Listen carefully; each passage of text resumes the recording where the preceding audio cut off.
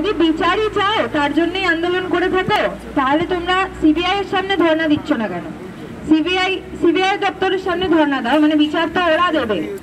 কিন্তু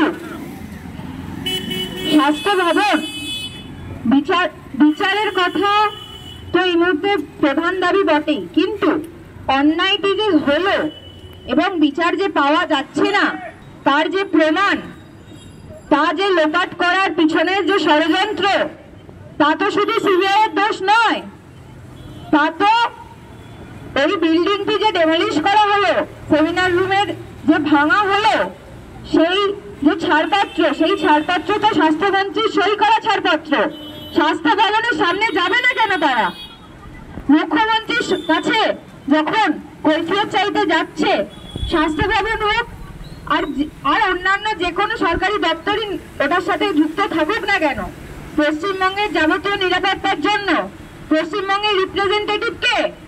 আমাদের নির্বাচিত মুখ্যমন্ত্রী। তার কাছে কৈফিয়ত চাওয়া তো স্বাভাবিক। যদি না তিনি দিতে চান, তিনি যদি এতই স্বচ্ছ, জনদরদি এবং ডাক্তারদের ভালো চান, যেখানে উনি চা খাওয়াতে চান, উনি খুবই আতিথেয়তা করছেন ডাক্তারদের সাথে, তাহলে খুব সহজ ভাষায় একটা জিনিস বলতে হয়, ওনার লাইভ স্ট্রিমিং এ ভয় কিসের? উনি ভিডিও করে রাখতে অব্দি রাজি, কিন্তু সেটা কোর্ট কেসের পরে দেবেন কেন? যা আলোচনা হচ্ছে সেই স্বচ্ছতার দাবি ওনারও থাকা উচিত ডাক্তারদের মতো, যেমনটা সাধারণ মানুষের রয়েছে। তার যদি কিচ্ছু না লোকানোর থাকে, তাহলে তিনি কেন ভিডিওটি কোর্ট কেস শেষ হওয়ার পরে ডিসক্লোজ করবেন বলেছেন? ওনার তো কোনো ভয় নেই। যদি সত্যি উনি স্বচ্ছ হন, যেমনটা উনি দাবি করে থাকেন, যেমনটা জনদরদি উনি নিজেকে দাবি করে থাকেন। দ্বিতীয় কথা, ডাক্তারদের ওপর যারা মুখ্যমন্ত্রীর বাড়িতে যাওয়ার জন্য চটে যাচ্ছেন, বুঝতে পারছি না, যদি ওনারা না যেতেন মুখ্যমন্ত্রীর কাছে দেখা করতেন, মুখ্যমন্ত্রী নিজে এসে বলার পরেও একটা এটি চক্রান্ত। প্রথমে নবান্ন বলা হলো, তারপর থেকে কালীঘাট। কালীঘাট কি কোনো সরকারি দপ্তর?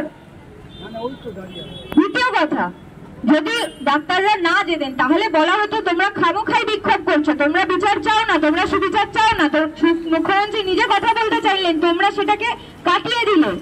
তোমরা আসলে সুবিচার চাও না, তোমরা শুধু ঝামেলা করতে চাইছো, মানে দেশের যে শান্তি সেটা তোমরা বিঘ্নিত করতে চাইছো। তখন আপনার কাছে কি উত্তর থাকতো? রাজ্যের প্রধান মুখ্যমন্ত্রী তিনি এসে বলছেন যে আমি আলোচনায় বসতে চাই, সুবিচার চাও তোমরা, আমিও চাই। এত জনদরদি কথা ওনার সাথে তো ডাক্তাররা কথা বলতে গেছে, ওনাদের তরফে যতটা কোঅপারেট করার ততটা তো ওনারা করছেন।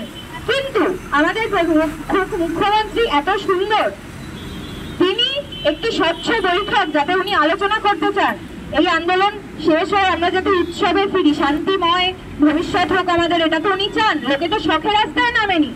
যদি বিচার পাওয়া যেত, 34 দিন হয়ে গেল, একটা রাজ্যে এত বড় একটা ঘটনা ঘটে গেল, একটি সরকারি প্রতিষ্ঠানের মধ্যে, একটি হসপিটালের মধ্যে একজন ডাক্তারের খুন এবং ধর্ষণ। শুধু তাই নয়, এত নৃশংসভাবে, এবং তার যাবতীয় প্রমাণ বিলুপ্ত করার জন্য এত লোকের মিলিত প্রচেষ্টা, তার বিচার পেতে 34 দিন পার হয়ে যায়।